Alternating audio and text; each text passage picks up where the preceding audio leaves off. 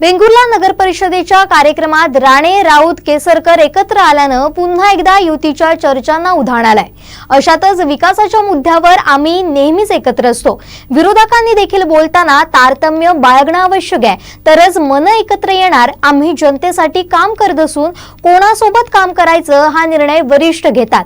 ते जो निर्णय घेतील तो आम्हाला मान्य असेल, असं मत व्यक्त करत दीपक केसरकर यांनी दिलजमाईच्या चर्चांना आणखीन भर टाकली आहे। कालचा कार्यक्रम हा नगरपालिकेचा होता, म्हणजे नॉन पॉलिटिकल प्रोग्राम। त्याच्यामध्ये विकासाच्या सगळ्या व्यासपीठावर आम्ही नेहमीच सगळेजण एकत्र असतो आणि त्याच्यामुळे त्याच्यातून वेगळा अर्थ काढण्याची कुठली आवश्यकता नाही। आमचा जो वाद आहे हा वाद तुम्हाला नितेश राणेंनी स्टेटमेंट केलं तर त्यांच्यापुरतं सांग। 2 दिवसापूर्वी त्यांनी काय अत्यंत चुकीचं आणि घाणेरडं स्टेटमेंट केलं की आदित्य ठाकरेंची DNA टेस्ट योग्य आहे का? महाराष्ट्रामध्ये कोण असं बोलू शकतं का? महाराष्ट्राची संस्कृती आहे का? तुम्ही असं बोलल्यानंतर दिलगिरी व्यक्त केली पाहिजे।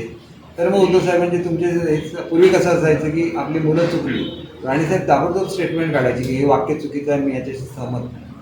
आज जोपर्यंत ते असं बोलत नाही तोपर्यंत शिवसेनेशी असलेले आहे कोण, तुम्ही तुमच्या मुलाबद्दल कोण असं बोललं, तुम्ही सहन कराल का?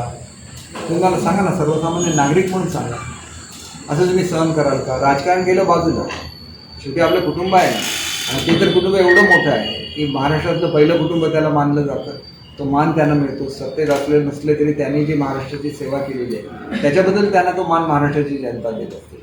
मग ते प्रबोधनकार ठाकरे असतील, बाळासाहेब ठाकरे असतील, उद्धव साहेब असतील आणि त्यांच्यानंतर अजून जनताचा तोच मान मिळू शकेल, कारण त्याचा त्याग महाराष्ट्रासाठी आहे। ते कधी सत्तेच्या मागे धावले नाही, पहिल्यांदाच ते मुख्यमंत्री झाले आणि ते सुद्धा पवार साहेबांनी आग्रह केला म्हणून झाले नाही, तर ते स्वतः झाले नसते।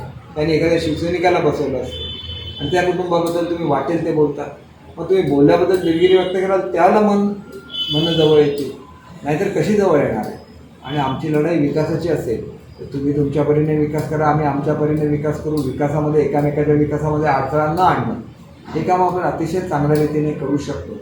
आणि त्याच्यामुळे मला असं वाटतं की जवळ येऊन असं कोणाला वाटणार का? हा निर्णय शेवटी आम्ही घेऊ शकतो का, मी घेऊ शकतो का, किंवा आदरणीय खासदार साहेब घेऊ शकतात का, की आणि कोणी घेऊ शकतं? हा निर्णय फक्त उद्धव साहेब आणि मोदी साहेब घेऊ शकतात, ज्यांचे स्वतःशी अतिशय जवळचे संबंध आहेत। मोदी साहेबांना उद्धव साहेब स्वतःचा मोठा भाऊ म्हणतात आणि आपण कधीही मोदी साहेबांची भाषणं ऐका त्याच्यामध्ये माझा लहान भाऊ असाच उल्लेख नेहमी उद्धव साहेबांचा असतो। हे त्यांचे संबंध आहेत। असं असताना सुद्धा काही राजकीय कारणामुळे ते वेगवेगळे झालेले आहेत, तर त्या दृष्टीने ते दोघं विचार करतील ना, आम्ही ह्याच्यावर काय विचार करायचा? आणि त्यांनी विचार केल्यानंतर आम्ही त्याच्यावर काय बोलणारच नाही। त्यांचा जो काय आदेश आहे आम्ही मान्य करू, परंतु विकासामध्ये आम्ही कधी अडथळा आणणार नाही। विकास कामाला आमचं नेहमी सहकार्य राहील आणि हीच आमची भूमिका कोकणाच्या संदर्भात राहील। आणि कोकणाच्या संदर्भात विशेषतः सिंधुदुर्ग जिल्ह्याच्या विकासाच्या संदर्भात अतिशय स्पष्ट अशी आमची भूमिका आहे की विकास करत असताना लहान मोठं कोणी काम केलेलं असेल तर त्याचं मी कौतुक करतो, कारण विकासासाठी विकास असतो आणि तो जनतेसाठी असतो आणि जनता ही लोकशाहीमध्ये सर्वोच्च असते। आणि त्याच्यामुळे मला असं वाटतं की आम्ही शिवसेनेचे शिवसैनिक आहोत, तर आम्हाला लोकांसाठीच काम केलं पाहिजे आणि हे करत असताना आम्ही कोणाबरोबर काम करावं याचा निर्णय आमचे पक्षप्रमुख घेतील आणि तो निर्णय आम्हाला संपूर्णपणे मान्य आहे। पहिला अपडेट आणि पहिल्या बातमीसाठी सबस्क्राइब करा कोकणचं नंबर 1 महा चॅनल सिंधुदुर्ग लाईव्ह। लाईक करा, शेअर करा आणि हो, बेल आयकॉनला क्लिक करायला विसरू नका।